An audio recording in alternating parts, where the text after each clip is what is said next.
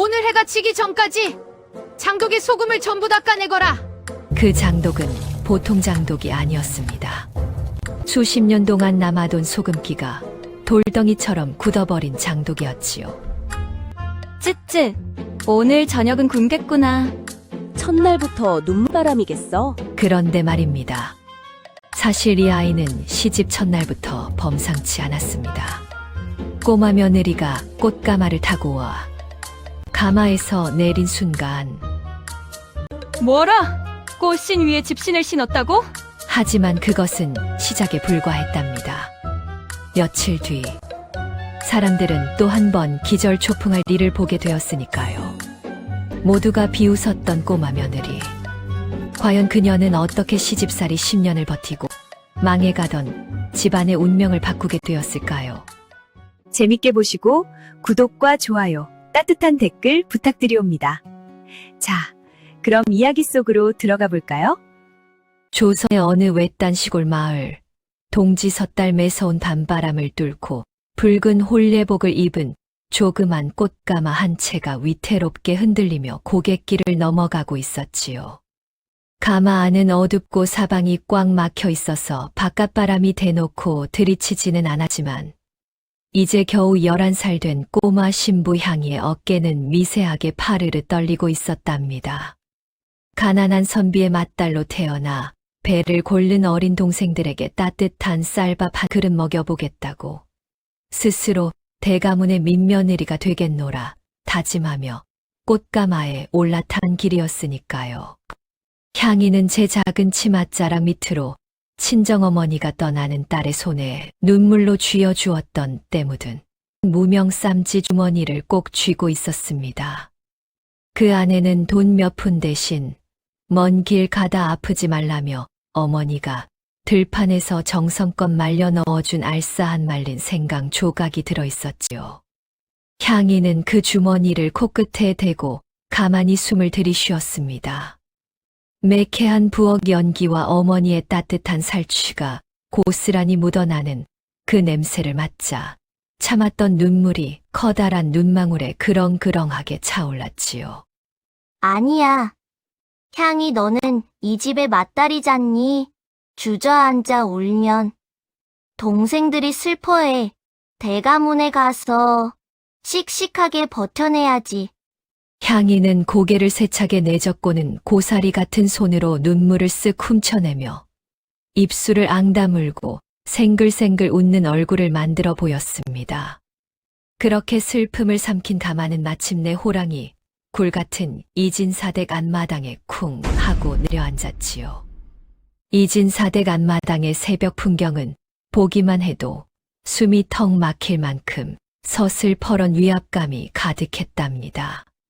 처마 끝에 매달린 고드름은 아침 햇살을 받아 날카로운 은빛 칼날처럼 빛나고 있었고 마당 한가운데에는 쪽머리를 쇳불처럼 빳빳하게 빗어 넘긴 시어머니 조씨 부인이 얼음장 같은 눈빛을 하고 버티고 서 있었지요.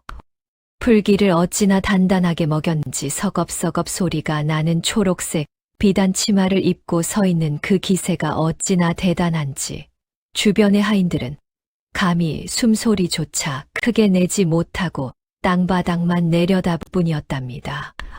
시어머니의 양옆에는 도끼눈을 뜬 큰 며느리와 입술을 굳게 다문 둘째 며느리가 팔짱을 낀 채 어디 얼마나 잘난 시골뜨기가 들어오나 보자는 표정으로 매섭게 노려보고 있었지요.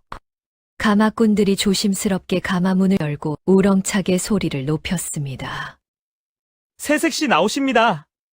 담장 너머로 동네 구경꾼들이 고개를 길게 빼고 가마문만 쳐다보고 있었지요. 그런데 가마문 밖으로 조심스럽게 발을 내딛는 11살 향이의 모습을 본 순간 마당에 모인 모든 사람들의 입이 쩍 벌어지고 말았답니다. 향이의 머리에는 커다란 족두리가 한쪽으로 삐딱하게 얹혀 있었는데 고운 홀레복 치마 밑으로 보인 발 모양이 참으로 기괴했기 때문이지요. 시댁에서 홀레 선물로 보내준 눈부신 비단 꽃신을 신고 있어야 할 그 작은 발에 어디서 구했는지 제 머리통만 한 투박하고 구질구질한 헌 집신을 어설프게 겹쳐 신고 있었던 것입니다. 걸을 때마다 둔탁한 자갈 소리와 함께 흙먼지가 풀썩거리니 마당은 순식간에 수군거림으로 가득 찼지요. 아니나 다를까 이를 본 시어머니 조씨 부인의 안색이 순식간에 흙빛으로 변했습니다. 부인은 턱을 부르르 떨며 마당이 떠나가라 호통을 쳤지요. 애끼 이놈! 새색시가 양반가의 법도도 모르고 저 따위 더러운 헌 집신을 겹쳐 신고 가문에 들어서다니! 이 무슨 가문의 채통을 사정없이 깎아먹는 해괴망측한 짓이냐? 내 첫날부터 이 집 구석에 웬 철부지 미친 바람이 들어왔구나! 시어머니의 천둥 같은 호통에 두 형님은 거보라는 듯 고소한 눈짓을 주고받았고 구경꾼들 사이에서도 아이고 저 어린 것이 첫날부터 쫓겨나게 생겼네 하는 탄식이 흘러나왔지요. 위기감이 최고조에 달한 바로 그때였습니다. 우리 영리한 향이는 눈 하나 깜짝하지 않았답니다. 오히려 그 큰 눈망울을 초승달처럼 접으며 생글생글 웃더니 제 발가락을 쏙 빼내어 겉에 신었던 헌 집신을 한쪽으로 정갈하게 벗어놓는 게 아니겠습니까? 그리고는 맑고 낭낭한 목소리로 시어머니 앞으로 성큼 다가와 널쭉 저를 올리며 말했지요. 어머님, 너무 노여워하지 마셔요. 시댁에서 보내주신 이 고운 비단 꽃신이 제 눈에는 너무나 눈부시고 귀에서 차마 차가운 시골 흙길바닥에 그대로 닿게 할 수가 없었답니다. 오면서 단 한 방울의 먼지나 흠집도 내고 싶지 않아서 제가 집에서 신던 낡은 집신을 보자기 삼아 겉을 꼭 싸매고 온 것이지요. 이제 어머님의 따뜻하고 귀한 앞마당에 무사히 잘 도착했으니 상처 하나 없이 깨끗한 새 신발로 정중하게 첫 인사를 올리겠습니다. 향이가 헌 집신을 걷어내자 그 속에서 빨간 비단실로 촘촘하게 예쁜 무늬를 수놓은 새 꽃신이 단 한 점의 먼지도 묻지 않은 채 햇살 아래서 눈부신 빛을 발했습니다.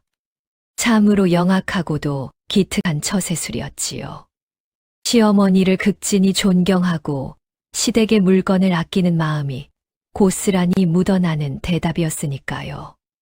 서슬퍼런 시어머니 조씨 부인은 기가 차다는 듯 숨을 가쁘게 들이켜더니 이내 차마 매몰차게 화를 내지 못하고 입꼬리를 실룩거리며 허!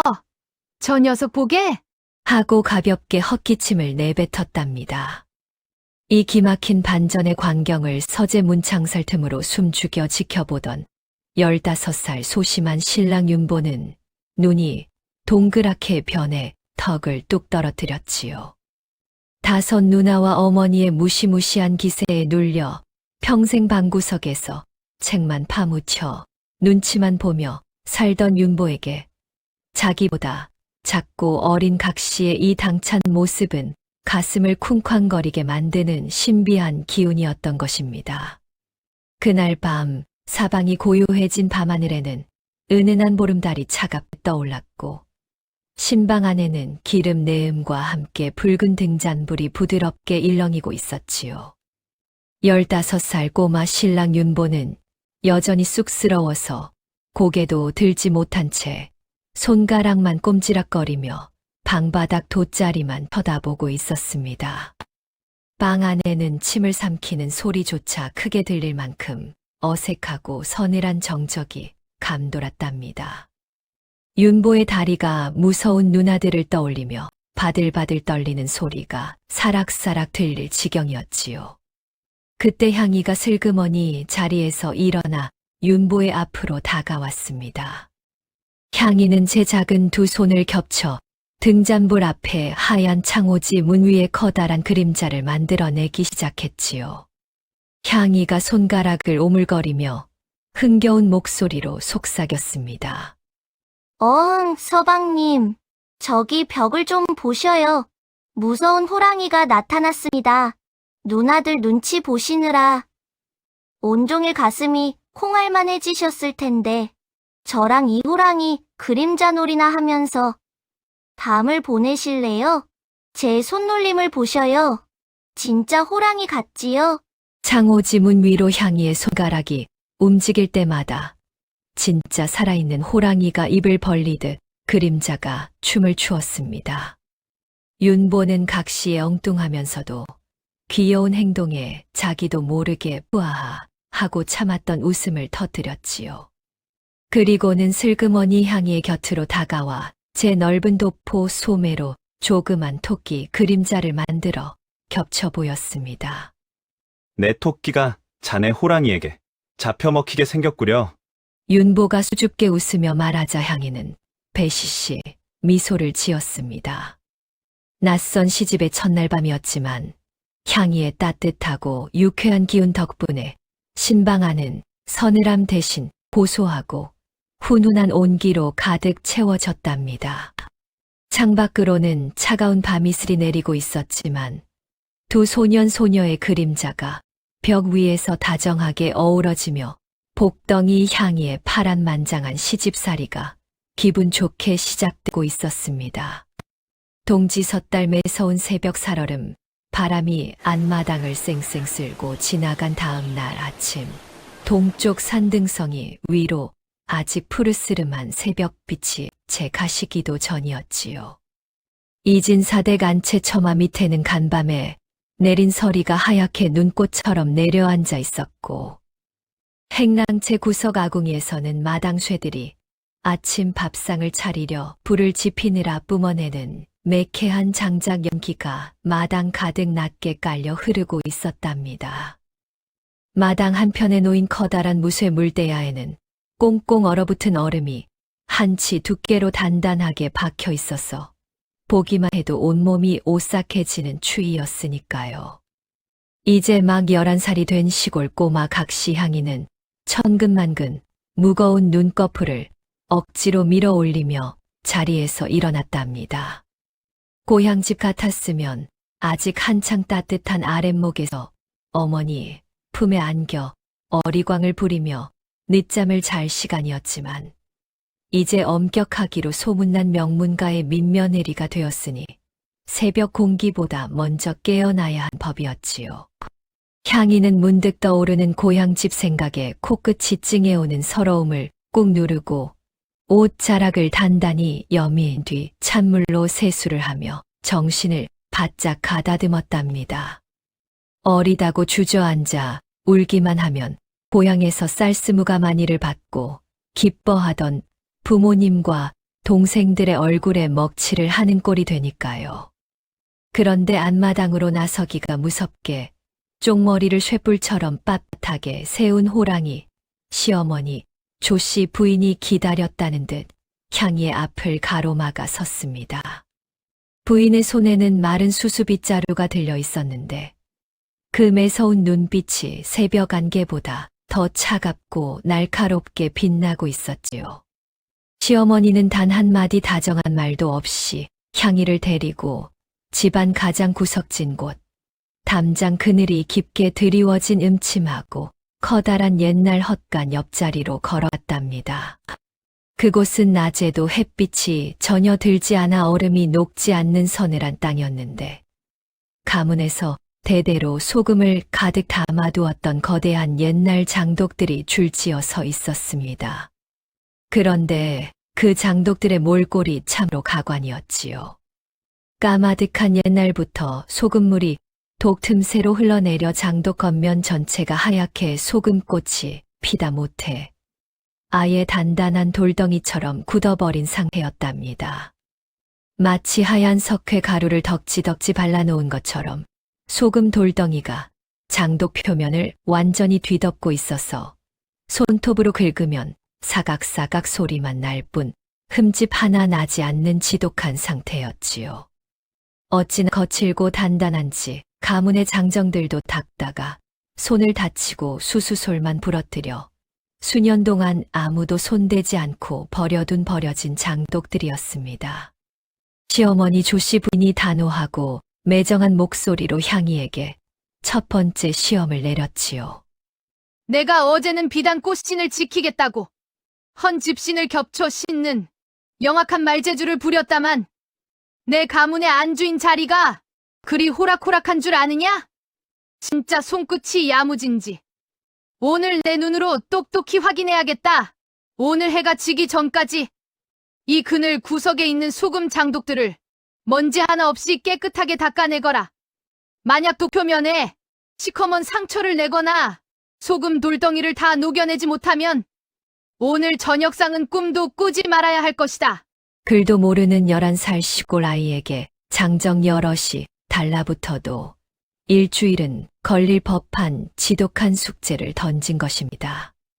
이건 대놓고 꼬마 며느리의 길을 죽여서 쫓아내겠다는 고약한 심술과 다름없었지요.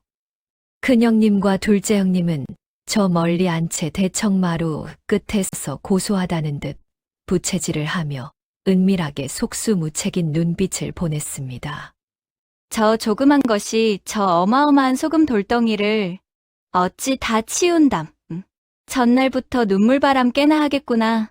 하지만 우리 야무진 향이는 눈시울을 붉히며 주저앉아 울지 않았지요. 몸집은 작고 여려도 향이에게는 남들이 미처 보지 못하는 신통방통한 눈썰미가 있었으니까요. 향이는 무작정 거친 소를 들고 장독을 긁어대지 않았습니다. 그랬다가는 귀한 장독 표면에 자국만 나고 소금은 전혀 닦이지 않는다는 걸 단박에 알아챈 것이지요. 향이는 장독 주변을 천천히 살피다가 바로 그 소금 속여 어두컴컴한 그늘 속에 같이 방치되어 있던 다른 장독들을 발견했답니다. 그 안에는 이진사 가문이 수백 년 동안 대대로 내려온 목숨보다 귀한 씨간장이 들어있었는데 낮에도 해가 들지 않고 바람이 통하지 않는 서늘한 구석에 처박혀 있다 보니 독 표면에 솜털 같은 하얀 곰팡이가 슬슬 피어오르며 귀한 장맛이 완전히 변해가던 참이었습니다. 향이는 속으로 깜짝 놀라며 혼잣말을 삼켰지요. 아이고, 소금독이 문제가 아니라 이 귀한 씨간장이 그늘 속에서 숨을 못 쉬어 다 썩어가고 있구나. 오늘 이 장독대를 내가 다 살려놓아야겠다. 향이는 생글생글 웃으며 부엌으로 씩씩하게 달려갔습니다. 그리고는 아궁이 앞에서 장작을 떼고 남은 시커먼 참숯들과 나무가 타고 남은 고운 재를 광두리에 가득 긁어 모으기 시작했지요. 하인들은 향이의 행동을 보며 웅성거렸습니다. 채색 씨가 첫날부터 밥을 하려나 왜 저런 시커먼 걸 모으나? 이때 한 철없는 마당수가 얼음을 단번에 녹이겠다며 김이 펄펄 나는 가마솥 끓는 물동이를 들고 장독대로 냅다 뛰어가려 하자 향이가 깜짝 놀라 그 앞을 가로막아 섰답니다. 아이고, 마당새 아저씨, 큰일 날 소리 마셔요. 이 추운 겨울날에 꽁꽁 얼어붙은 흙장독한테 냅다 끓는 뜨거운 물을 부었다간 숨구멍이 깜짝 놀라서 귀한 독이 사정없이 쩍쩍 깨져버리는 법이랍니다. 그러면 어머님께 호통을 드는 건 저 아니라 아저씨가 될 테니 제 말대로 하셔요. 11살 꼬마 각시의 야무진 훈수에 마당쇠는 멍하니 물동이를 내려놓았지요. 향이는 그 뜨거운 물에 찬물을 적당히 섞어 손을 넣었을 때 기분 좋게 따뜻한 미지근한 잿물을 만들어냈답니다. 그리고는 마당 구석에 가득 쌓여있던 낡은 집 거적대기들을 가져와 소금 장독 겉면을 이불 덮어주듯 촘촘하게 감싸 안았지요. 그 위에 미지근하게 온기를 더한 참수 잿물을 천천히 스며들게 부어내렸습니다. 바로 그 순간 치익 하는 소리와 함께 하얀 김이 모락모락 피어오르며 기적 같은 일이 벌어지기 시작했답니다. 억지로 도끼로 찍거나 뜨거운 물로 지지지 않고 집 거적 속에서 은은한 온기가 소금 돌덩이를 부드럽게 달래며 녹여내기 시작한 것이지요. 숯과 재의 성분이 소금의 단단한 성질을 파고들어 사르르 풀어주는 법이었으니까요.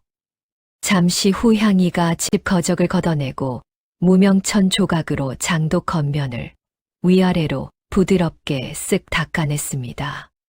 향이의 작은 손길이 지나갈 때마다 시커먼 먼지와 하얀 소금기 속에 감춰져 있던 장독 고유의 반들반들하고 붉은 숨결이 황금빛처럼 살아나기 시작했지요. 소금독을 거울처럼 깨끗하게 닦아놓은 향이는 곧바로 그 옆에 방치되어 곰팡이가 쓸어가던 진짜 보물, 시간장 독들로 손을 뻗었습니다. 향이는 제 몸집만 한 거대한 시간장 독들을 영차영차 소리를 내며 조심스럽게 밀어서 안마당에서 겨울 햇빛이 가장 길고 따스하게 들어오는 최고의 명당 자리로 위치를 새로 바꾸기 시작했답니다. 햇살이 가득 쏟아지는 자리에 장독들을 일렬로 반듯하게 정렬해 놓은 뒤 향이는 시간장 독뚜껑을 활짝 열어 젖혔지요. 전통장은 겨울철에 주기적으로 따뜻한 햇빛을 쐬어주고 통풍을 시켜주어야 항아리에 미세한 구멍들이 숨 쉽니다. 그래야 나쁜 곰팡이가 싹 죽고 장맛이 깊어지는 법이었으니까요. 향이가 뚜껑을 열어 따스한 겨울 햇살을 가득 받게 하자 쾌쾌하던 곰팡이 냄새는 온데간데 없고 감은 고유의 깊고 구수한 간장 내음이 달콤하게 온 마당을 가득 채우기 시작했답니다. 간장 표면에는 햇빛을 받아 황금빛 윤기가 기름처럼 번들번들하게 감돌았지요. 해가 뉘엿뉘엿 서산 너머로 질 무렵 마침 도성에서 가문의 큰일을 마치고 돌아온 시아버지가 대문을 들어서다가 코를 킁킁거리며 안마당으로 걸어왔습니다. 마당 가득 풍기는 기가 막히게 구수한 시간장 냄새에 이끌린 것이지요. 구석진 헛간 쪽으로 걸어온 시아버지는 눈앞에 펼쳐진 눈부신 광경을 보고 입을 쩍 벌린 채 제 자리에 얼어붙고 말았답니다. 시커먼 먼지 구덩이에 소금 돌덩이로 가득했던 장독대는 흔적도 없고 은은한 참수 향기와 함께 햇살을 받아 번쩍이는 황금 장독대와 따뜻한 햇빛을 받으며 술 쉬고 있는 시간장 독들이 완벽하게 정렬해 있었기 때문이지요. 시아버지는 장독을 여러 곰팡이가 싹 사라진 간장 맛을 손가락으로 살짝 보더니 무릎을 탁 치며 마당이 떠나가라 호통 대신 엄청난 극찬을 쏟아냈습니다. 허허허, 가문 조상님이 도우셨구나. 이 간장 맛은 내 평생 먹어본 것 중 최고로구나. 그늘 속에서 다 죽어가던 우리 집안의 진짜 보물인 시간장을 이리 기가 막히게 찾아서 살려놓다니. 하인 100명을 붙여도 포기했던 소금 독을 상처 하나 없이 깨끗하게 닦아내고 이리 보물 창고로 만들었으니 참으로 우리 집에 진짜 복덩이가 들어왔어. 이 아이가 가문을 일으킬 지혜로운 복덩이로구나. 시아버지는 기분이 너무나 좋아져서 제품 속에서 도성의 귀한 자재들만 먹는다는 달콤하고 든든한 백설기 과자 한 덩이를 꺼내 향이에 흙 묻은 작은 손에 쥐어주었지요. 이 모습을 지켜보던 시어머니 조씨 부인은 가슴 속으로 커다란 방망이를 맞은 듯 경악하면서도 향이의 남다른 일머리와 겨울철 독이 깨지지 않게 관리하는 천재적인 지혜에 슬그머니 매서운 기가 죽기 시작했답니다. 마루 끝에서 눈치를 보던 두 형님 역시 기가 막힌다는 표정으로 꿀먹은 벙어리처럼 서로의 얼굴만 쳐다볼 뿐이었지요. 11살 시골 꼬마 각시향의 눈부신 눈썰미와 당찬 지혜가 엄격하기만 했던 명문가의 높은 담장과 호랑이 시어머니의 굳게 다친 마음을 한 땀 한 땀 부드럽게 녹여내기 시작하는 기분 좋은 아침이 밝아오고 있었습니다. 동지 섣달 뼛속까지 시린 지독한 한파가 온 고을을 집어삼켰던 어느 추운 겨울날이었습니다. 하늘에서는 부풍하설 매서운 칼바람이 쌩쌩 날카로운 소리를 내며 몰아쳤고 안마당의 흙바닥은 마치 단단한 무쇠 덩어리처럼 얼어붙어 발을 디딜 때마다 쩡쩡 울리는 소리가 날 지경이었지요. 어찌나 추위가 맹렬한지 안채 처마 끝에 매달린 고드름은 어른 팔뚝만한 크기로 굵어져서 보기만 해도 온몸이 오싹해지는 무시무시한 겨울날이었답니다. 그런데 이 지독한 추위 속에 이진사 가문에 발등에 불같은 거대한 위기가 찾아오고 말았습니다. 밤새 몰아친 한파 때문에 온 동네의 물줄기가 뚝 끊기고 집안 식구들의 끼니와 목숨을 책임지던 앞마당에 거대한 우물이 통째로 바위처럼 꽁꽁 얼어붙어 버린 것이지요. 어둠이 짙은 우물 속을 들여다보니 맑던 우물물은 온데간데 없고 빳빳하게 얼어붙은 얼음이 마치 두꺼운 거울 유리창처럼 은빛으로 번쩍이며 우물 입구를 통째로 막아버린 상태였답니다. 두레박을 아무리 던져도 돌바닥에 부딪히는 둔탁한 소리만 날 뿐 물 한 모금 구경할 수가 없었지요. 아침 일찍 일어난 행랑채 마당쇠들이 깜짝 놀라 커다란 무쇠도끼와 쇠지레를 들고 우물가로 떼 지어 달려갔습니다. 장정들이 팔소매를 걷어붙이고 무시무시한 도끼를 허공 높이 들어 올려 얼음판을 향해 사정없이 내리쳤지요. 영차, 이까지 얼음쯤이야. 장정들이 힘을 합쳐 단번에 깨부수고 물을 길어 올릴 테니 걱정들 마셔요. 하인들이 소리를 높였으나 깡 하는 날카로운 쇳소리와 함께 마당 가득 시커먼 불꽃만 띄었을 뿐 얼음은 비웃기라도 하듯 하얀 흠집만 찌르르 날 뿐 적 소리 한 번 나지 않는 게 아니겠습니까?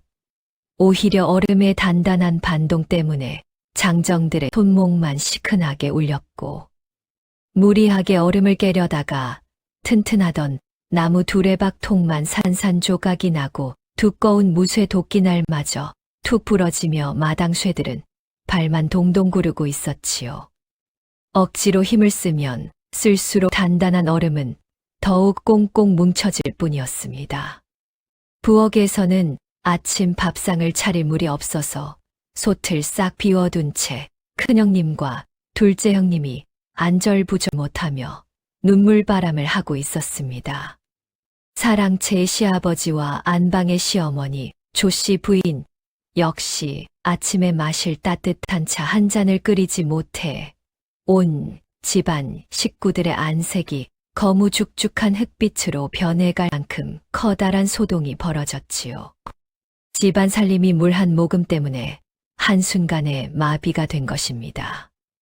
이때 부엌 문턱에서 이 부스스한 소동을 가만히 지켜보던 11살 꼬마 각시 향이가 나섰답니다. 향이는 무작정 하인들 틈바구니에 껴서 힘을 쓰지 않고 얼어붙은 우물 속을 깊숙이 기우뚱하게 내려다보며 자신만의 특별한 눈썰미를 발휘했지요. 향이는 도끼를 들고 다시 우물 얼음을 깨려는 마당쇠의 옷소매를 턱 붙잡으며 생글생글 웃는 얼굴로 씩씩하게 말했습니다. 아저씨, 잠깐만요. 무작정 위에서 널쩍한 도끼로 때리면 얼음이 충격을 이기지 못하고 더 꽁꽁 뭉치는 법이랍니다. 이 깊은 땅속 우물물은 아무리 추운 겨울이라도 밑바닥은 온기를 품고 있어서 따뜻하게 살아있어요. 겉 표면만 차가운 바람을 맞아 거울처럼 얼어붙은 것이니 넓게 치지 말고 단 한 곳만 뾰족하게 뚫어내면 밑에서 따뜻한 지하수가 스스로 솟구쳐 올라와 얼음을 녹여줄 것이옵니다. 11살 꼬마 아이의 입에서 튀어나온 기가 막힌 지하수의 원리였지요. 향이는 곧바로 하인들을 시켜 가문의 다듬이 방 구석에 있던 앞끝이 뾰족하고 묵직한 가문 최고의 무쇠 다듬이 방망이와 튼튼한 삼배 밧줄을 가져오게 했습니다. 향이는 무쇠 방망이 손잡이에 삼배 밧줄을 몇 바퀴나 단단하게 동여매고는 우물 정중앙을 가리켰습니다. 얼음이 얼 때 공기 방울이 모여드는 가장 약한 숨구멍이 저 정중앙에 있답니다. 저기를 향해 이 무거운 무쇠 방망이를 높은 곳에서 수직으로 쿵 하고 떨어뜨리셔요. 향이의 지휘 아래 힘센 마당쇠 둘이 밧줄을 잡고 무거운 무쇠 방망이를 우물 한가운데를 향해 조준하여 아래로 툭 떨어뜨렸습니다. 쿵 하는 묵직한 울림과 함께 무쇠의 뾰족한 끝이 정확하게 우물 정중앙의 숨구멍을 강타했지요. 그러자 놀랍게도 쩍쩍쩍 하는 날카로운 소리가 우물 내부를 가득 울리더니 단단하던 얼음 거울 한가운데 손가락만한 깊은 구멍이 뻥 뚫리는 게 아니겠습니까? 바로 그 순간이었습니다. 향이의 말대로 두꺼운 얼음판 밑에 갇혀있던 따뜻한 기운의 지하수가 압력을 받아 그 작은 구멍을 뚫고 하늘 높이 확 솟쳐 올라왔지요. 뿜어져 나온 지하수의 따뜻한 온기가 얼음 표면을 적시자 장정들이 도끼로 찍어도 안 깨지던 거대한 얼음판이 사르르 녹아내리기 시작하더니 순식간에 수십 조각으로 갈라져 아래로 가라앉아 버렸답니다. 하인들은 우물 안을 보며 기겁을 하며 외쳤습니다. 아이고, 물이 터졌다. 우물 귀신이 물러갔구나. 마당 쇠들이 만세를 부르며 새 두랩을 우물 속 깊은 곳으로 던졌습니다. 그러자 얼음 틈새를 뚫고 솟구쳐 오른 맑고 깨끗한 우물물이 두레박 가득 시원하게 차올랐지요. 고을에서 가장 먼저 이진사 가문의 물줄기가 터진 것입니다. 큰형님과 둘째 형님은 물통을 나르며 우리 막내 동서 덕분에 살았다. 라며 연신 가슴을 쓸어내렸답니다. 위기를 기가 막히게 해결해냈지만 밧줄의 위치를 잡고 차가운 물이 튀는 우물가에서 온종일 바람을 맞느라 향이의 작은 고사리 같은 손가락은 꽁꽁 얼어붙어 빨갛게 퉁퉁 부어올라 있었습니다. 향이는 하인들이 정신없이 물통을 나르는 사이 방해가 되지 않게 서재 옆 외딴 처마 밑에 쪼그리고 앉아 시린 손을 호호 불며 녹이고 있었지요. 그 작은 어깨가 파르르 떨리는 모습이 참으로 안쓰러운 풍경이었답니다. 바로 그때였습니다. 서재 뒤편 창문 너머에서 조심스러운 발걸음, 기척이 들려왔지요. 고개를 돌려보니 꼬마 신랑 윤보가 안절부절 못하는 표정으로 주위를 두리번거리며 향이의 곁으로 다가오고 있었습니다. 누나들과 어머니가 볼까봐 사시나무 떨듯 떨면서도 윤보는 제 각시가 추위에 고생하는 모습을 보고 차마 방 안에만 앉아 있을 수가 없었던 것이지요. 윤보는 향이의 빨갛게 부어오른 거친 손마디를 가만히 바라보더니 코끝이 붉어지며 눈가에 뜨거운 눈물이 왈칵 글썽였습니다. 글만 읽느라 힘도 없고 유약한 자신이 너무나 부끄럽고 안타까웠던 모양이지요. 윤보는 향이의 앞에 쪼그리고 앉아 제 깊숙한 도포 소매 안쪽에서 무언가를 조심스럽게 꺼내 향이의 입안으로 쏙 집어넣어 주었답니다. 그것은 윤보가 아침에 서책을 사라고 아버지가 주신 귀한 동전 몇 잎을 아껴서 담장 넘어 지나가던 엿장수에게 몰래 바꾼 달콤한 조청 엿가락 한 짝이었습니다. 윤보의 더운 소매 안에서 오랫동안 쥐어져 있던 탓에 보기 좋게 납작하게 찌그러지고 하얀 가루가 다 묻어나는 못난이 엿가락이었지요. 윤보가 목이 메인 낮은 목소리로 향이에게 소곤거렸습니다. 각시, 정말 미안하오. 내 몸이 약하고 소심하여 무서운 누나들과 어머니 대신 각시를 지켜주지도 못하고 이 매서운 추위 속에 고생만 시켰구려. 이거 내가 몰래 숨겨온 조청 여신이 어서 먹고 기운을 차리시오. 내 나중에 훌륭한 선비가 되면 우리 각시의 이 고마운 빨간 손에 세상에서 가장 부드러운 비단, 장갑을 꼭 끼워줄 것이오. 찌그러진 조청 엿가락이었지만 향이의 작은 입안 가득 퍼지는 단맛은 세상 그 어떤 귀한 음식보다 달콤하고 따뜻했지요. 책만 파고들던 소심한 신랑이 오직 제 각시가 굶고 추위에 떨까봐 평생 처음으로 가문의 엄한 눈을 피해 용기를 낸 진심이었으니까요.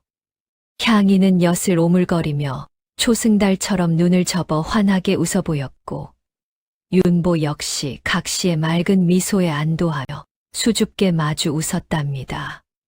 처마 밑으로는 겨울 칼바람이 쌩쌩 불어왔지만 두 소년은 서로의 시린 손을 꼭 맞잡은 채 온기를 나누었지요.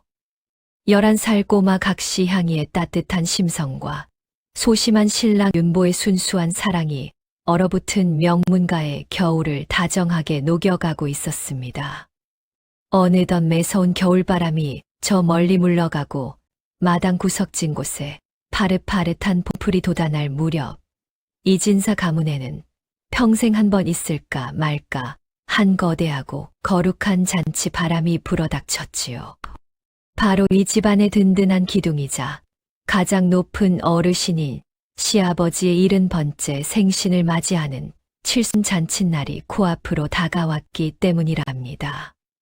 온 고을에 내로라 하는 양반들은 물론이고 저 멀리 도성에서까지 고위 관리들과 귀한 손님들이 때를 지어 내려오기로 정해졌어서 집안은 그야말로 인산인해를 이루며 눈코 뜰 새 없이 바쁘게 돌아가고 있었지요.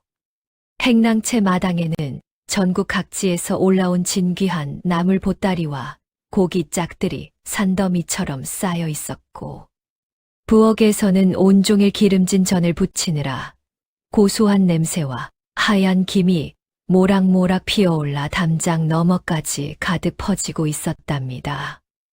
시어머니 조씨 부인은 가문의 명예가 걸린 큰 잔치인 만큼 눈에 불을 켜고 하인들과 며느리들을 쥐 잡듯 잡으며 엄하게 지휘하고 있었지요. 그 중에서도 가문의 맞이인 큰형님에게는 시아버지가 잔칫날 아침에 가장 먼저 입고 손님들을 맞이하셔야 할 눈부시게 하얀 명주 두루마기를 다듬지라고 바느질하라는 막중하고도 무서운 책임이 떨어졌답니다. 도성에서 어렵게 공수해 온 그 명주천은 어찌나 곱고 부드러운지 황금 100냥을 주어도 구하기 힘든 보물 중에 보물이었으니까요. 만약 이 옷에 자그마한 흠집이라도 나거나 제때 완성하지 못하면 가문의 기강을 어지럽혔다는 이유로 큰형님은 당장 친정으로 쫓겨나도 할 말이 없는 서슬퍼런 상황이었지요. 잔치를 단 하루 앞둔 깊은 밤, 온 세상이 고요한 정적에 잠기고 안채의 등불이 하나둘 꺼질 때도 다듬이방의 불빛만큼은 가물가물하게 켜져 있었습니다. 큰형님은 낮 동안 굳은 잔치 일을 도맡아 하느라 온몸에 진이 다 빠진 상태였지만 밤을 새워서라도 옷을 완성해야 한다는 압박감에 시려오는 손목을 붙잡고 방망이질을 계속하고 있었지요. 또랑또락 울리는 다듬이 소리가 차가운 밤 공기를 타고 쓸쓸하게 울려 퍼지고 있었답니다. 그러나 밤이 깊어 삼경이 지나고 새벽 달기 울기 직전 지독한 피로가 파도처럼 몰려오면서 큰형님의 눈꺼풀이 천근만근 무거워지기 시작했습니다. 큰형님이 정신을 잃고 스르르 고개를 숙이며 깜빡 잠의 수렁에 깊이 빠진 바로 그 짧은 찰나였지요. 무심코 까딱이던 큰형님의 팔꿈치가 그만 다듬이 상머리에 아슬아슬하게 놓여있던 시커먼 먹물 항아리를 툭 건드리고 만 것입니다. 그 순간 비명소리조차 지르지 못할 만큼 끔찍한 일이 벌어지고 말았답니다. 항아리가 옆으로 댕그랑구르면서 그 안에 가득 차 있던 진하고 시커먼 먹물이 눈부시게 하얗던 명주 두루마기 옷감 위로 사정없이 쏟아져 내린 것이지요. 마치 굶주린 시커먼 괴물이 하얀 도화지를 집어삼키듯 진한 먹물 얼룩이 명주 실결을 타고 사방으로 쩍쩍 번져나가며 커다란 얼룩을 만들어 버렸답니다. 큰형님은 소스라치게 놀라 잠에서 깨어났지만 이미 눈앞에 펼쳐진 처참한 광경에 온몸에 피가 얼어붙는 듯 사색이 되고 말았지요. 아무리 물로 비벼 빨아도 양반가의 진한 먹물은 쉽게 지워지지 않는 법인데 잔치는 당장 몇 시간 뒤 아침이었으니 이제 가문은 고사하고 제 목숨줄이 날아갈 판이었습니다. 큰형님은 시어머니의 불호령과 쫓겨날 친정 부모님의 얼굴이 떠올라 차마 크게 소리도 내지 못한 채 돗자리 바닥에 무릎을 꿇고 주저앉아 어깨를 파르르 떨며 소리 없는 통곡을 하기 시작했답니다. 그 눈물이 시커먼 먹물 위로 떨어져 얼룩을 더 흉측하게 키울 뿐이었지요.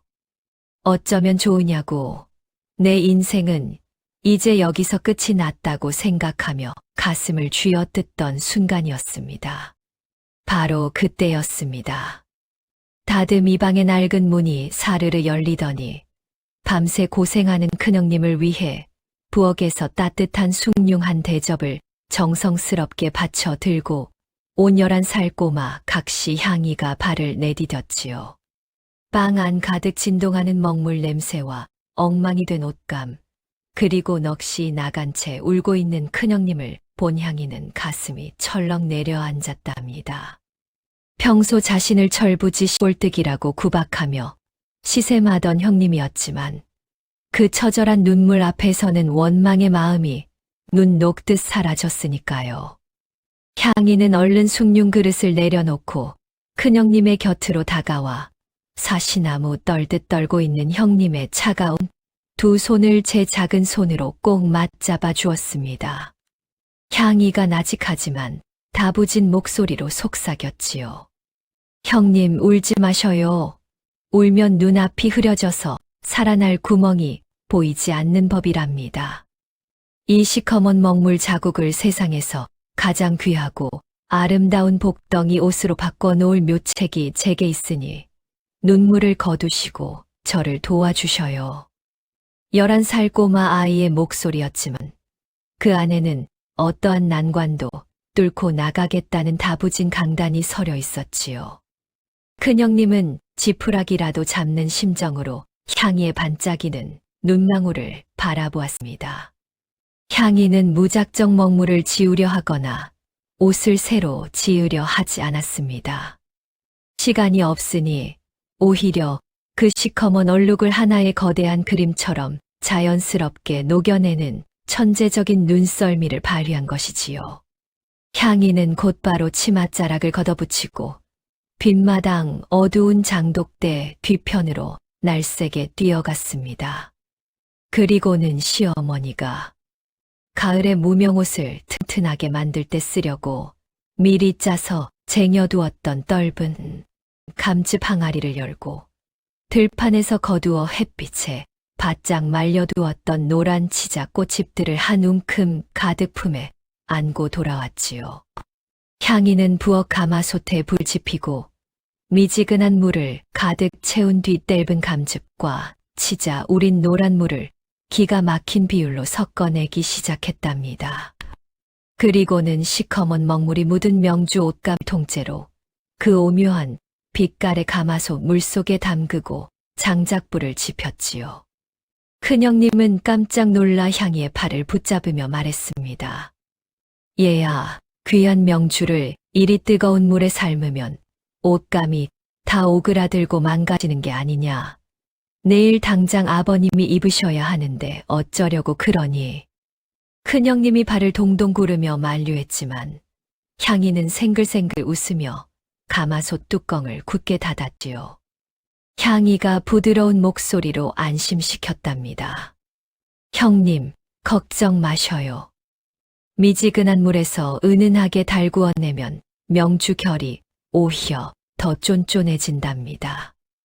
이 감즙의 떫은 성질이 비단 실기를 단단하게 잡아주고 치자의 노란 빛깔이 시커먼 먹물의 어두운 기운을 부드럽게 감싸 안아 고풍스러운 색으로 변화시켜 줄 것이옵니다. 이것은 시골 친정에서 가난을 견디며 어머니에게 눈물로 배웠던 천연 염색의 위대한 지혜였으니까요. 보글보글 소리를 내며 가마솥이 끓어오르자 부엌 안에는 매캐한 연기 대신 은은하고 달콤한 치자, 꽃향기가 가득 피어올랐답니다. 2시간 뒤 향이가 가마솥에서 옷감을 건져내어 마당 건조대에 넓게 펼치는 순간 큰형님은 제 눈을 의심하며 입을 쩍 벌리고 말았지요. 눈부시게 하얗기만 해서 차갑던 명주천이 가을날 햇살을 가득 받아 잘 익은 황금빛 벼이삭처럼 영롱하고 따뜻한 금빛으로 완벽하게 물들어 있었기 때문입니다. 더욱 놀라운 것은 옷 앞자락에 흉측하게 묻어있던 시커먼 먹물 자국이었습니다. 진한 감즙과 치자 노란 물이 스며들면서 거뭇하던 얼룩이 마치 영리한 화가가 붓으로 정성스럽게 그려놓은 듯한 고풍스러운 산수화 속 소나무, 나뭇가지 문양처럼 기가 막히게 자리를 잡고 있었던 것이지요. 얼룩이 아니라 옷 자체의 고급스러운 나무 그림을 수놓은 듯한 천하제일의 황금 두루마기가 탄생한 것입니다. 큰형님과 향이는 밤새도록 다듬이질과 바느질을 새로 하여 옷의 맵시를 완벽하게 잡아냈답니다. 다음 날 아침 마당 가득 붉은 잔치 등불이 켜지고 70살 칠순 잔치의 막이 성대하게 올랐습니다. 도성에서 내려온 높은 관리들과 문중 어른들이 자리에 가득 앉아 있을 때 시아버지가 향이와 큰형님이 밤새 만든 황금빛 두루마기를 입고 위풍당당하게 마당으로 걸어놓았지요. 그 순간 마당에 모인 수백 명의 손님들 사이에서 엄청난 찬사가 터져 나왔답니다. 아침 햇살을 받을 때마다 옷자락이 오묘한 황금빛으로 번쩍번쩍 빛났고 앞자락의 먹물 나뭇가지 문양은 시아버지의 기품을 마치 천하를 호령하는 인물처럼 신비롭게 만들어 주었기 때문이지요. 손님들이 무릎을 치며 감탄을 금치 못했답니다. 오호라, 이 어찌 이리 눈부신 옷이 있단 말인가. 도성의 대궐에서도 이토록 고귀한 빛깔의 옷은 본 적이 없네. 햇빛을 받으니 조상님의 장수와 가문의 번창을 축원하는 황금빛 상서로운 기운이 마당 가득 서린 듯하구려. 이 대단한 옷을 기획하고 만든 이가 도대체 누구더냐? 손님들의 칭찬에 시아버지 역시 입꼬리가 귀에 걸려 흐뭇하게 수염을 만졌습니다. 시어머니 조씨 부인이 내심 놀라면서도 안색을 가다듬고 큰며느리를 불러 다그치려 할 때였지요. 향이가 먼저 시어머니와 문중 어른들 앞으로 부드럽게 걸어 나와 성큼 큰 절을 올리며 맑은 목소리로 말했답니다. 어르신들, 너무 놀라지 마셔요. 이 옷은 우리 큰형님께서 시아버님의 70번째 생신을 맞이하여 가문의 안녕과 어르신의 만수무강을 기원하며 수많은 밤을 새워 연구하신 가문의 비밀 천연 염색 비법이옵니다. 먹물의 기운으로 나쁜 애군을 막고 황금의 빛깔로 가문의 부활을 축원하는 깊은 효심이 담긴 옷이지요. 저는 그저 옆에서 가마솥 불만 조금 거들었을 뿐 우리 큰형님의 안목과 효심이 참으로 대단하지 않습니까?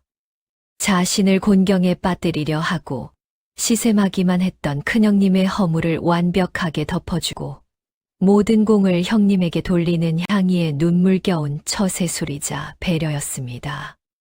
큰형님은 향이의 그 넓고 깊은 심성에 온몸이 떨리는 감격을 느끼며 남몰래 치맛자락으로 뜨거운 눈물을 훔쳤고 옆에서 지켜보던 둘째 형님 역시 막내 동서의 비범한 도량에 완전히 매료되고 말았답니다.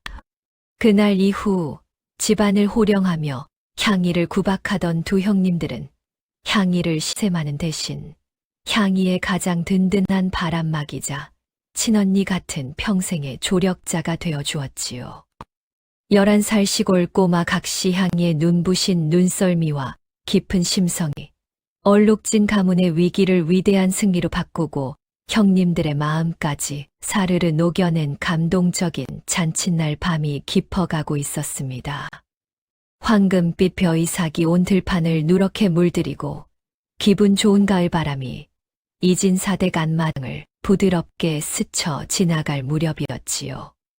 담장 너머 장독대 옆에는 주먹만 한 붉은 감들이 주렁주렁 매달려 가문의 풍요로움을 자랑하고 있었고, 향이의 영리한 눈썰미 덕분에 햇빛 명당으로 자리를 옮긴 시간장 독들에서는 동네 구석구석 가득할 만큼 구수하고 달콤한 장 냄새가 진동하고 있었답니다.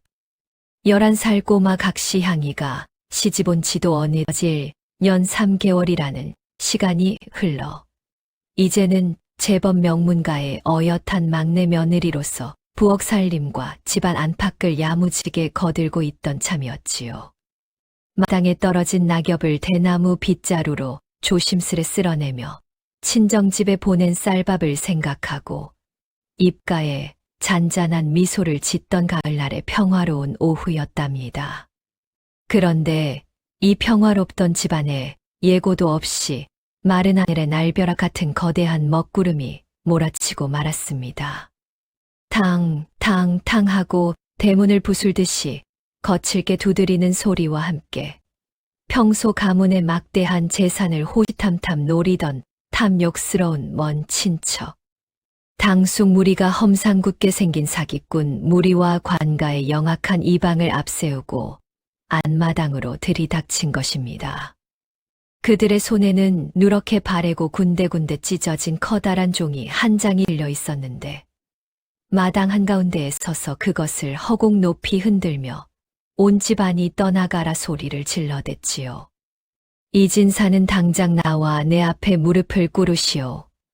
여기 조상선대 어르신께서 수십 년 전에 친필로 작성하시고 관가의 붉은 도장까지 명확하게 찍어주신 진짜 땅 문서가 여기 있소. 이 문서에 적힌 대로라면 지금 이진사 내가 살고 있는 이 어마어마한 기와집과 저 넓은 문전옥답은 전부 원래 우리 가문의 소유가 맞단 말이오. 관가의 증인까지 이리 서 있으니 당장 이 집을 비우고 몸뚱이만 저작거리로 꺼지든가 아니면 재산을 통째로 내놓으시오. 위조 사기꾼들과 짜고 정교하게 만들어낸 가짜 옛날 땅 문서를 들이밀며 가문을 통째로 집어삼키려는 무시무시한 음모였지요.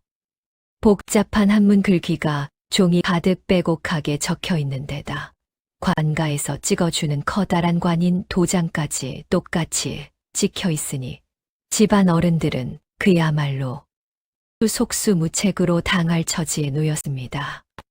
사랑채에서 뛰어내려온 시아버지는 너무나 황당하고 억울한 나머지 가슴을 쥐어뜯으며 그 자리에서 뒷목을 잡고 쓰러지셨고 안방의 시어머니 조씨 부인 역시 안색이 흙빛으로 변해 마당바닥에 주저앉아 대성통곡을 하기 시작했답니다.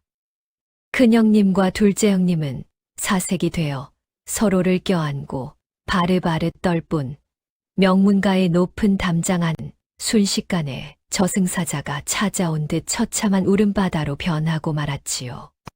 당장 내일 아침이면 포졸들이 들이닥쳐 전 재산을 빼앗기고 길바닥에 나앉아 굶어 죽을 절체절명의 위기였습니다. 모두가 정신을 잃고 쓰러질 때 오직 한 사람, 우리 기특한 막내 며느리 향이의 날카로운 눈안이 번개처럼 빛나기 시작했습니다. 향이는 무작정 슬퍼하거나 소리를 지르지 않았지요. 대신 사기꾼들의 손에 들린 누런 문서를 가늘고 매서운 눈빛으로 가만히 뜯어보기 시작했답니다. 비록 한문 글자는 단 한 줄도 읽지 못하는 시골 아이였지만 향이에게는 사물의 본질을 꿰뚫어 보는 남다른 눈썰미와 이치가 있었으니까요. 향이는 사기꾼 당숙이 관가로 가자며 문서를 소매 속에 집어넣으려는 순간 다람쥐처럼 날쌔게 앞으로 튀어나가 그 문서의 모서리를 턱하니 붙잡아 세웠습니다. 그리고는 사또의 전령과 이방 그리고 동네 구경꾼들이 담장 너머로 지켜보는 가운데 맑고 당찬 목소리로 안마당이 떠나가라 호통을 쳤지요. 포졸 아저씨들, 이 사기꾼들의 손을 당장 묶으셔요. 이 자들이 가져온 문서는 조상님이 쓰신 옛날 땅 문서가 아니라 어제 오늘 급하게 위조해 온 새빨간 가짜 문서이옵니다. 향이의 폭탄 같은 선언에 마당의 모든 이들이 숨을 죽였고 사기꾼 당숙은 얼굴이 불그락푸르락해지며 꼬마 각시의 머리를 밀쳐내려 했습니다. 이 어디서 굴러온 시골뜨기 어린 것이 감히 관가의 문서에 대고 방자하게 사기를 운운하느냐. 당장 그 맹랑한 주둥이를 닥치지 못할까. 당숙이 사납게 윽박질렀지만 향이는 흔들림 없이 문서의 테두리를 손가락으로 조목조목 가리키며 설명을 이어나갔지요. 여러분, 제 말을 들어보셔요. 우리 조상님들이 수십 년 전에 쓰신 진짜 한지는 세월이 흐르면 종이 결이 부드럽게 풀려서 모서리가 보풀처럼 허옇게 일어나는 법이랍니다. 그런데 이 자들이 가져온 종이는 것만 누런 흙물로 번지게 물들였을 뿐 종이의 가장자리 모서리가 칼로 자른 듯 매끄럽고 단단하지 않습니까? 이것은 최근 도성의 서양 상인들이 들여와 귀하게 유해한다는 서양식 종이, 즉 양지라는 것입니다. 글자 모르는 제 눈은 속여도 종이의 나이는 속이지 못하는 법이지요. 향이의 기가 막힌 눈썰미에 영악한 이방과 포졸들의 눈빛이 흔들리기 시작했습니다. 사기꾼들이 다급하게 도망치려 하자 향이는 큰형님에게 소리쳤지요. 큰형님, 당장 부엌으로 달려가 활활 타오르는 등잔불을 이 마당으로 가져오셔요. 큰형님이 혼비백산하여 등잔대를 마당으로 들고 오자 향이는 포졸들이 잡고 있는 가짜 땅 문서 밑바닥에 등잔불에 뜨거운 온기를 슬쩍 쬐어 보였습니다.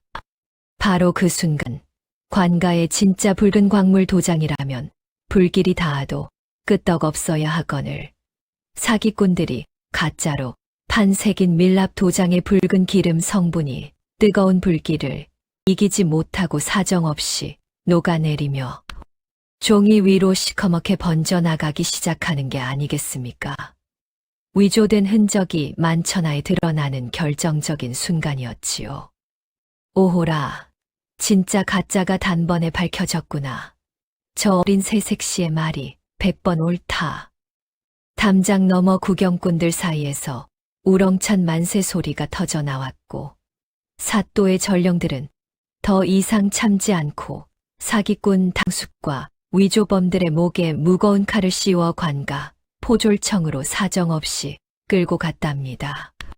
향이의 눈부신 두뇌와 당찬 처세술 하나가 다 망해가는 명문가의 거대한 재산과 억울한 명예를 단숨에 구원해 낸 위대한 승리였지요. 그날 밤 모든 폭풍우가 씻은 듯이 지나가고 안방에는 기름 내음과 함께 따뜻한 등잔불이 훈훈하게 피어오르고 있었습니다. 정신을 차린 시아버지가 대견한 눈으로 향이를 바라보고 계셨고 시어머니 조씨 부인은 향이의 작은 두 손을 제 넓은 치맛자락 위로 꼭 맞잡은 채 마냥 뜨거운 눈물을 흘리고 계셨지요. 시어머니는 가슴 깊은 곳자기함 속에 소중하게 간직해 두었던 친정에서 시집올 때 가문의 안주인 증표로 가져온 눈부신 녹색 옷가락지 한 쌍을 꺼내 들었답니다. 시어머니가 목이 메인 따뜻한 목소리로 향이에게 말했지요. 막내야 고맙다. 참으로 고맙구나. 내 너를 그저 어리고 철없는 시골뜨기라 생각하여 모질게 가문의 예법만 강요했거늘. 정작 가문이 통째로 무너질 위기에서 우리 식구들을 살린 것은 내 깐깐한 법도가 아니라 내 넓은 심성과 천재적인 지혜였구나. 이제 이 가문의 미래 안주인 자리는 내가 이어받는 것이 마땅하니 이 옷가락지를 내 작은 손가락에 끼우고 앞으로도 우리 집안을 환하게 밝혀다오. 시어머니가 향의 작은 손가락에 은은한 옷가락지를 부드럽게 끼워주자 큰형님과 둘째 형님도 제 일처럼 기뻐하며 막내 동서를 부둥켜 안고 감동의 눈물을 흘렸답니다. 11살 꼬마 신부로 들어와 가문의 온갖 굳은 일을 처세술로 이겨낸 향이가 마침내 가문의 진짜 복덩이이자 등불로 당당하게 인정받는 역사적인 순간이었지요. 그로부터 10년이라는 세월이 활시위를 떠난 화살처럼 빠르게 흘러갔습니다. 이진 사댁 앞마당에는 황금빛 노을이 영롱하게 내리쬐고 있었고 온 집안은 잔치 등불이 화려하게 켜져 축제 분위기로 가득했지요. 누나들과 어머니의 기세에 눌려 사시나무 떨듯 떨던 소심한 꼬마 신라. 윤보는 현명하고 당찬 아내 향이의 지극정성 어린 내조와 따뜻한 격려 덕분에 당당하게 장원급제하여 머리에 어사화를 꽂은 늠름한 대장부 원님이 되어 고향으로 돌아왔답니다. 멋진 관복을 입은 윤보가 꽃가마에서 내려 아내 향이의 거친 손을 두 손으로 꼭 맞잡았지요. 부인, 참으로 고생 많으셨소. 11살 어린 나이에 이 엄격한 집에 들어와 나를 이토록 멋진 사내로 키워주고 우리 가문을 부활시켰으니 말이요. 내 평생 부인만을 존중하고 아끼며 살겠소. 향이는 남편의 품에 안겨 초승달처럼 눈을 접어 환하게 웃어 보였고 큰형님과 둘째 형님은 향이가 새로 해산한 복스러운 아기를 품에 안고 호탕한 웃음꽃을 피웠답니다. 서로를 극진히 아끼고 사랑하는 가족들의 행복한 웃음소리가 황금빛 노을 속으로 아름답게 울려 퍼지며 복덩이 향이의 이야기는 영원히 빛나는 대단원의 막을 내렸습니다. 11살 어린 나이에 엄격한 시댁으로 와서 온갖 구박과 위기를 겪었지만 향이는 단 한 번도 남을 원망하거나 주저앉아 울지 않았답니다. 오히려 남들이 미처 보지 못하는 눈썰미와 생활 속의 지혜로 시어머니의 마음을 녹이고 질투하던 형님들을 내 편으로 만들며 나아가 가문의 전 재산까지 멋지게 지켜냈지요. 우리네 인생도 살다 보면 매서운 겨울철 얼어붙은 우물처럼 답답할 때가 있고 하얀 비단에 시커먼 먹물을 쏟은 것처럼 절망스러운 위기가 찾아오기도 하는 법입니다. 하지만 그럴 때마다 억지로 힘을 써서 부수려 하지 말고 우리 향이처럼 따뜻한 온기로 마음을 달래고 얼룩을 도리어 아름다운 황금빛 그림으로 승화시키는 지혜로운 눈빛을 가진다면 우리 인생의 위기도 머지않아 눈부신 장원급제의 축제로 변하지 않겠습니까? 오늘 향이가 보여준 당찬 처세술처럼 하루하루를 지혜와 웃음으로 가득 채워나가는 것이 가장 소중한 가치일 것입니다. 오늘 이야기 속 복덩이 향이에 당차고 눈부신 활약이 마음에 시원하고 따뜻한 감동을 드렸다면 우리 기특한 향이가 앞으로도 더 맑고 지혜롭게 가문을 이끌어갈 수 있도록 하면 아래에 있는 구독과 좋아요, 단추를 꾹 한번 눌러주셔요. 따뜻한 응원의 한마디가 담긴 댓글은 다음번에 더 구수하고 기가 막힌 조선 대박 야담 이야기를 들고 올 수 있는 가장 큰 힘이자 복덩이가 된답니다. 끝까지 함께해 주셔서 진심으로 고맙습니다. 건강하시고 늘 행복하셔요.